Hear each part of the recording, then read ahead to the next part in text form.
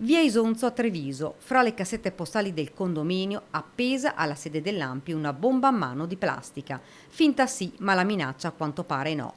Allertate le forze dell'ordine che hanno avviato le indagini per identificare i responsabili del gesto. Non abbiamo paura, commentano dall'ANPI, ma spiega Giuliano Varnier, questi sono sempre gesti da non sottovalutare. Una situazione che avviene in un quadro generale che è un quadro preoccupante. Certo, a noi non ci fa paura, ma chiamiamo a raccolta tutte le forze democratiche, non tanto per difendere l'ANPI in questo caso, ma perché occorre reagire complessivamente. Immediata la condanna trasversale. Io trovo che sia un clima intimidatorio molto molto pericoloso. A me non piacciono questi estremismi, anche molto di destra, che si stanno facendo molto avanti in questi ultimi mesi anche nella città di Treviso. È un gesto che condanniamo con fermezza.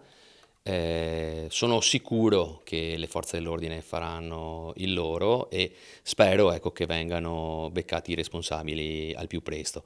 Desidero esprimere la mia piena solidarietà all'ANPI di Treviso per il gesto intimidatorio, spiega il sindaco di Treviso Mario Conte. Il ritrovamento di un finto ordigno con la forma di una bomba a mano è un fatto che, pur nella sua apparente innocuità, non può passare inosservato. L'auspicio è che si tratti solo della bravata di qualche perditempo, un atto insensato e irresponsabile, ma anche in quel caso rimane un gesto da condannare con fermezza, senza se e senza ma, che la nostra comunità condanna e vede distante, anzi distantissimo dai suoi valori.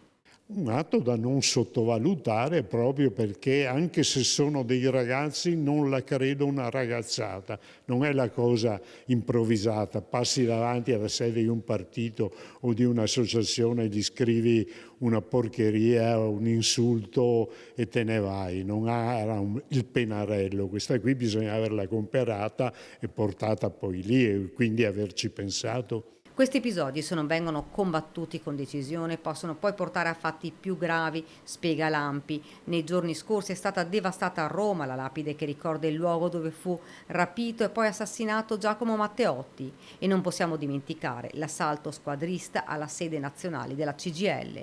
Gli episodi, continua il comunicato, sono tanti e spesso rimangono impuniti.